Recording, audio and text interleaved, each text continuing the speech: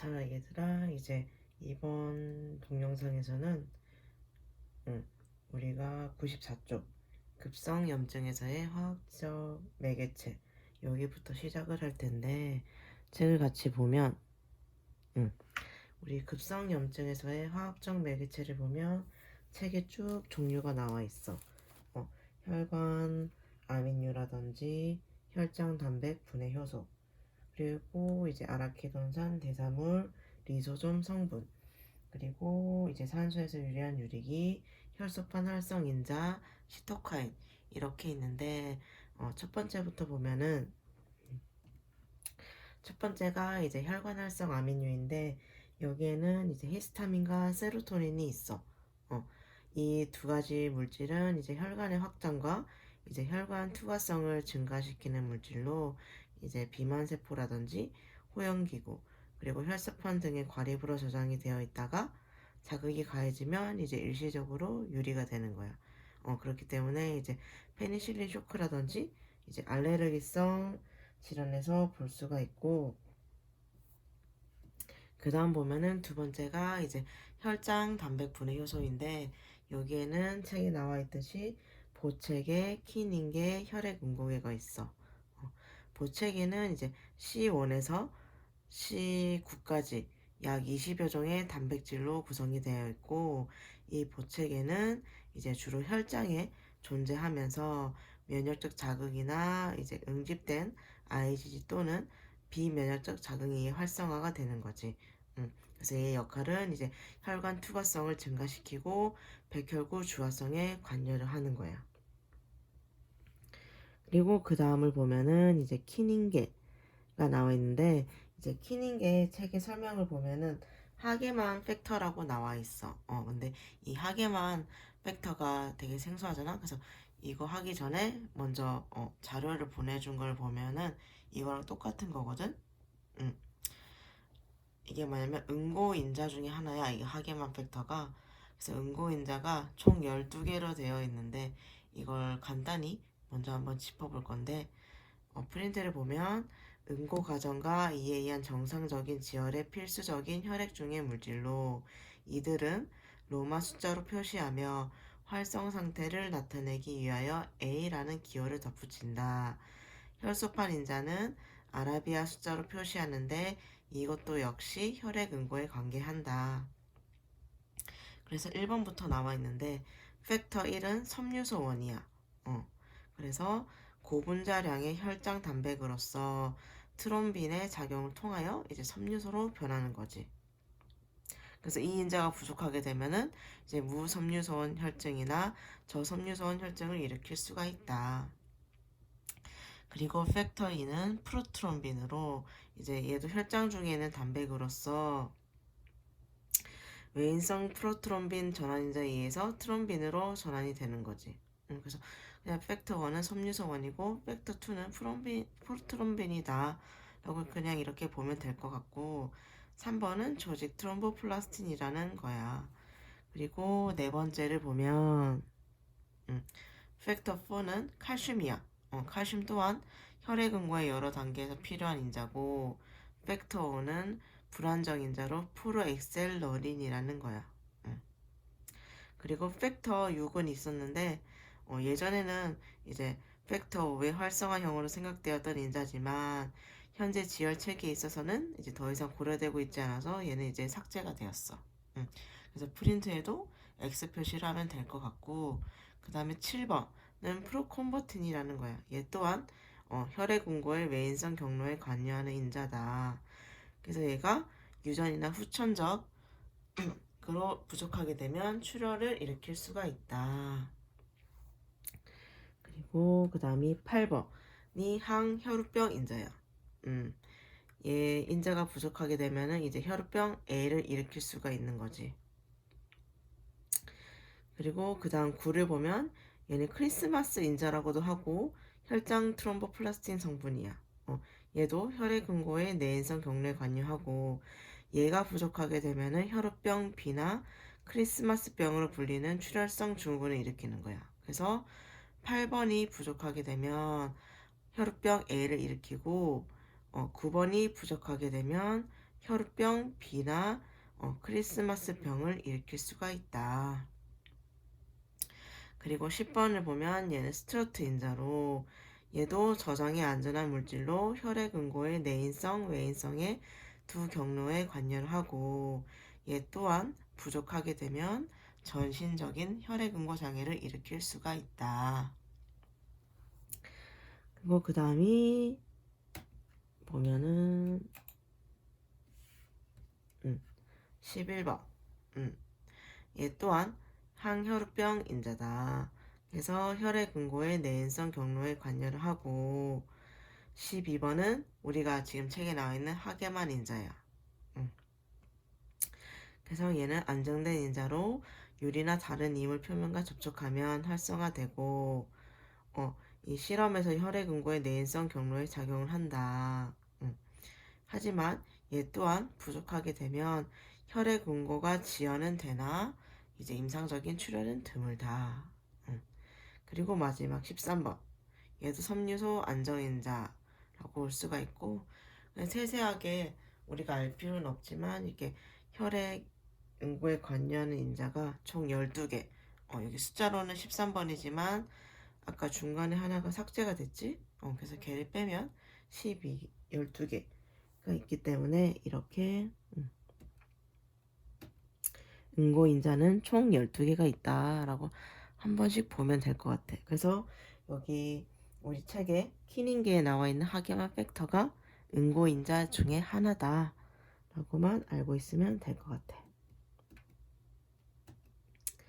그래서 두 번째 혈장 단백 분해 효소를 보면 보책에 키닝계 혈액 응고기가 나와 있는데 키닝계를 보면 키닝계는 이제 하게만 팩터에 의해 유발되는 혈장 단백계다. 그래서 혈관 활성 물질인 브라드키닌을 생성하는데 이 브라드키닌의 역할이 이제 강력한 혈관 투과성 항진 작용이 있고 평활근은 수축시키고 혈관을 확장시키고 통증까지 유발하는 역할을 한다. 그리고 혈액 응고계를 보면 혈액 응고계도 이 하게만 팩터 제12인자에 의해 유발이 되는 혈장 단백계다. 그래서 트롬빈에 의해서 섬유소원이 그치. 섬유소원이 섬유소로 바뀌는 거야. 여기 원자는 없으면 될 것 같아. 트롬빈에 의해서 섬유소원이 섬유소로 바뀌는 것이고 얘 또한 혈관 투과성을 증가시키고 백혈구에 대한 화학 주성에 관여를 한다 라고 보면 될 것 같아. 그리고 세 번째가 아라키돈산 대사물. 여기에는 이제 프로스탄글란딘이랑 류코트리엔이 있는데 이 아라키돈산이 뭐냐 봤더니 이제 세포막에 이제 자극이 가해지거나 다른 매개체에 의해서 세포막이 활성화되면 얘가 유리되어서 나오는 거야. 그래서 이제 유리된 아라키돈산은 이제 두 가지 경로를 통해서 이 프로스탄글란딘이랑 류코트리엔을 생성하게 되는 거야. 그래서 이 프로스타글란딘이랑 류코트리엔은 이제 지혈이라든지 혈전 형성에 관여를 하고 이제 혈관 수축이라든지 이완도 시키고 이제 혈관 투과성도 증가시키고 얘 또한 화학 주성에도 관여를 하는데 이 프로스탄글란딘이 특히 이제 발열이라든지 동통에 관여를 하고 아스피린 계열이 이제 이 프로스탄글란딘 형성을 억제하게 돼. 그리고 이제 스테로이드 제제는 이제 세포막에서 아라키돈산 생성을 억제하게 되는 거지. 아까 아라키돈산이 세포막에 녹아 있는 세포막에 녹아 있는데 이제 세포막이 자극이 가해지면 이제 유리가 된다 그랬지. 근데 이 스테로이드 제제를 먹게 되면은 세포막에서 아라키돈산 생성을 억제하게 되는 거지. 그리고 이제 네 번째가 리소점 성분인데 리소점도 이제 혈관 투과성을 증가시키고 화학 주성을 촉진하는 역할을 한다. 그리고 조직 손상도 일으킨다. 그리고 다섯 번째가 산소에서 유래한 유래기인데 얘는 이제 화학적 인자에 노출된다든지 탐식작용에 의해서 백혈구에서 유리되는 물질로 얘도 혈관 투과성을 증가시키고 염증의 수복 과정에 관여를 한다. 그리고 그 다음이 혈소판 활성인자. 얘는 세포막에 있는 그 인지질로부터 합성이 되고 얘 또한 이제 혈관 투과성의 증가라든지 백혈구의 응집 또는 내피세포의 유착. 우리가 그 앞선 과정에서 배웠던 거지 얘들아. 염증 과정에서. 그래서 내피세포에 유착하고 또는 화학 주성을 촉진하고 그리고 혈소판을 자극하는 역할을 한다. 그리고 7번째가 이제 시토카인. 얘는 이제 림프구라든지 대식세포에서 유리되는 폴리펩티드이다. 그래서 우리가 지금 7가지를 했는데 이제 이 각각의 매개체가 독립적으로 작용하는 것은 아니고 이제 상호 긴밀한 관계를 통해서 이제 균형을 이루면서 이제 염증 반응에 관여를 하게 되는 거예요, 얘들아. 그래서 이제 만약에 균형을 이제 유지하지 못하면 인체는 염증 반응이 그 자체로 인해서 이제 우리 몸의 모든 세포라든지 우리 몸의 모든 조직 또는 장기가 손상을 입게 되는 거야. 그래서 균형을 이루면서 이제 이 7가지 매개체들이 염증 반응에 관여를 한다 라고 보면 될 것 같아. 그래서 여기까지가 이제 우리 화학적 매개체였고, 그 다음을 보면 책을 보면 95페이지 보면 이제 염증의 분류가 나와 있어 얘들아. 우리 몸에 염증이 있게 되면 이제 혈관 내에 이제 흐르고 있는 이제 뭐 액체 성분이라든지 이제 단백질 성분 또는 혈구들이 이제 빠져나와서 우리 세포 사이에 이제 간질이라든지 흉곽 또는 복강에 고이게 되는데 이것을 삼출액이라고 하지. 그래서 이 삼출액의 성상에 따라서 이제 염증을 분류하기도 하고 또는 어디서 발생이 되었는지 따라서 분류를 하기도 하고 그리고 경과에 따라서도 분류를 할 수가 있어. 첫 번째로 이제 삼출액의 성상에 따른 분류를 먼저 보면 책에 보면은 몇 가지가 나와 있니?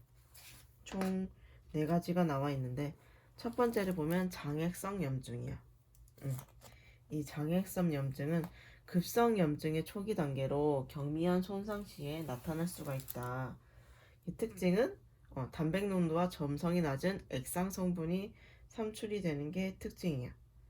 그리고 유착과 반응을 남기지 않아서 이 장액성 염증은 결핵성 늑막염이라든지 이제 화상에서 볼 수가 있고,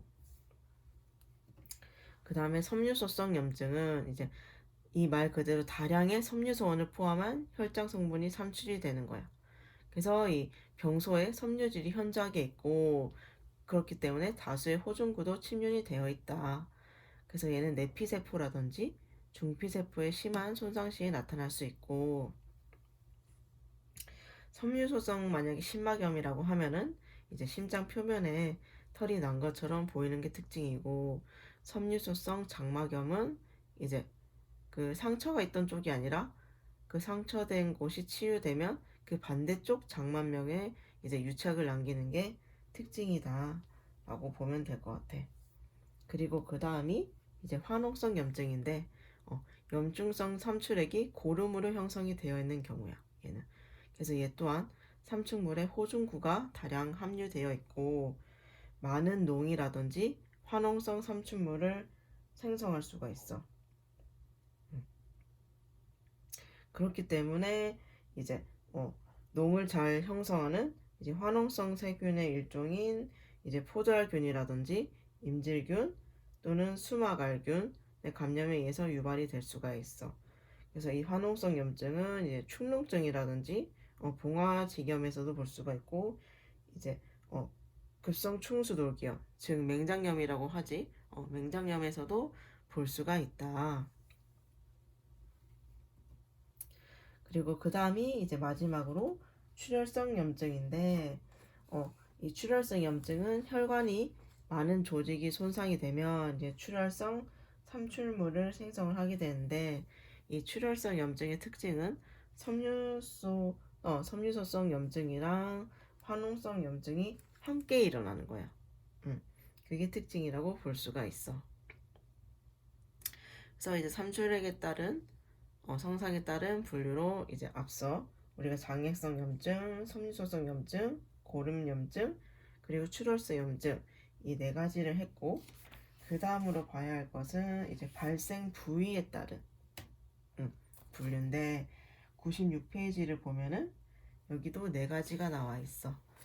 첫 번째로 점액성 염증, 같은 말로 카타르성 염증이라고도 나와 있고, 얘는 점액선을 함유하고 있는 조직으로 점막에 이제 염증이 생겨 많은 점액을 분비하게 되는 경우야. 그래서 이 삼출물 속에는 점액이라든지 탈락상피가 섞여 있어. 그래서 이제 이거를 카타르성 염증이라고도 하는데, 여기에 해당되는 게 우리가 흔히 알고 있는 알레르기 비염이라든지 감기가 여기에 해당이 되는 거야. 그 다음이 이제 거직막 염증, 같은 말로 이막성 염증이라고도 나와 있지. 그래서 이것은 이제 침전된 섬유소나 또는 괴사된 상피 조직, 그리고 이제 염증성 백혈구로 구성된 이제 혼탁한 회백색 막이 형성되는 염증이라고 보면 돼. 그래서 얘는 괴사상피 조직으로 구성이 되어 있지. 그렇기 때문에 막 구조 속에는 생존한 세포나 조직이 없기 때문에 이제 위막성 염증이라고도 불리는 거고, 이 거직막 염증은 이제 강력한 괴사성 독소에 대한 급성 염증의 결과로 인해서 이제 인두라든지 후두 등의 호흡기관과 장관기관의 이제 정막 표면에서 이제 관찰이 되는 거야. 그리고 그 다음 봐야 할 것은 이제 궤양. 궤양은 이제 조직의 표면이 이제 국소적으로 결손이 되어서 정상적인 연속성이 없어진 것을 말하는 거여서. 그래서 염증으로 인해서 괴사된 조직이 떨어져 나가는 거지. 그럼으로 인해서 발생하는 거고, 우리가 흔히 알고 있는 이제 위궤양이라든지 십이지장 궤양이 이제 대표적인 예고, 이제 뭐 입안 점막이라든지 식도, 큰 창자, 피부 등에서는 이제 염증성 괴사로 인한 궤양이 잘 형성이 된다. 그리고 또 하나 예로 들 수 있는 게 노인에서지. 노인에서도 이제 혈액순환 장애로 인한 광범위한 피부 궤양이 형성되기도 하지. 그래서 그 다음을 보면 이제 마지막으로 고름. 고름은 이제 화농성 염증 중에 하나야. 그래서 고름이 국소적으로 모여 있는 것이고, 이제 시간이 점점 지나면서 이제 농양 주에는 섬유화가 일어나서 이제 농양벽을 형성하게 되는 거지. 이 네 가지가 이제 발생 부위에 따른 분류였고, 그 다음이 이제 경과에 따른 분류. 경과에 따른 분류를 보면 우리가 급성염증이랑 만성염증을 많이 들어봤지, 얘들아.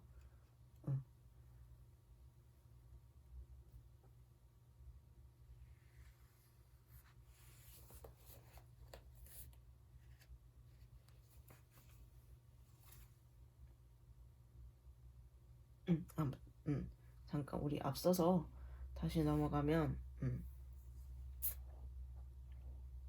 그래서 고름 다시 마지막을 보면 아까 시간이 경과함에 따라서 이제 농양 주에는 섬유화가 일어나서 농양벽을 형성한다고 했지, 얘들아.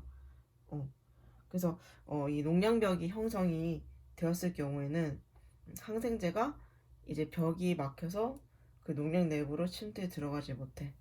그래서 이미 이때는 항생제 치료는 이제 효과가 없고, 이제 배농이라든지 또는 외과적으로 절개를 해서 제거해야만 이제 효과를 볼 수가 있는 거야. 그래서 다시 그 다음을 보면 우리가 경과에 따른 분류가 있는데, 급성, 만성을 많이 들어봤는데 아급성은 혹시 들어봤니? 급성 염증과 이제 만성 염증 사이에 단계를 이제 아급성 염증이라고 하는 거야, 얘들아.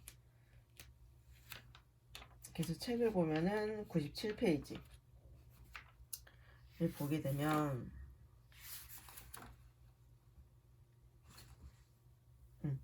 급성염증은 손상인자에 대해서 즉시 조기에 반응하는 생체 반응이야.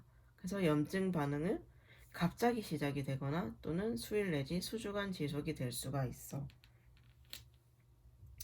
그래서 이제 전신 증상을 보면 발열이라든지 식욕 감퇴, 쇠약감이 있고, 이 국소 증상이 우리가 앞 시간, 그 전 시간에 말했던 염증의 5대 증상, 그때 잠깐 언급하고 넘어갔는데, 발적, 발열, 부종, 동통, 기능 상실, 이게 염증의 5대 징후지. 그렇게 발생할 수가 있고, 만성 염증은 급성 염증에서 이제 진행이 되거나 또는 만성으로 시작되거나 또는 염증 지속 기간이 보통 4주 이상이다. 앞에서 급성 염증은 염증 반응이 갑자기 시작되거나 또는 수일 내지 수주간인데, 만성 염증은 보통 4주 이상 장기화되는 게 특징이다. 그래서 발생 원인을 보면 지속적인 감염 상태라든지 또는 독성 물질에서의 지속적인 노출 또는 자가 면역에 의한 염증에 의해서 발생을 할 수가 있다. 책의 97페이지에 염증의 원인이 나와 있지, 얘들아. 여기도 병원 미생물에 의한 감염, 출혈을 일으키는 물리적 자극 또는 화학적 손상, 기계적 손상, 방사선 손상 및 열사, 그리고 과민 반응을 일으키는 면역 확장 반응이 있다. 그래서 98페이지를 보면 전신 증상이 좀 더 자세히 나와 있는데, 발열이라든지 백혈구 증가 및 적혈구 침강 속도, 또는 피로와 졸림, 근육통 및 쇠약, 식욕 감퇴가 해당이 된다. 그리고 우리가 여기는 없지만 아급성 염증, 앞서 말했듯이 아급성 염증은 급성 염증과 만성 염증의 중간이다. 그래서 우리가 여기까지 했고, 이제 그 다음은 이제 치유에 대해서 하고, 이제 그 배기 쪽에 면역계 세포에 대해서 이제 다음 영상에서 한번 같이 공부해 보도록 하자꾸나. 그러면 이번 영상은 여기까지고, 다음 영상에서 또 보자꾸나.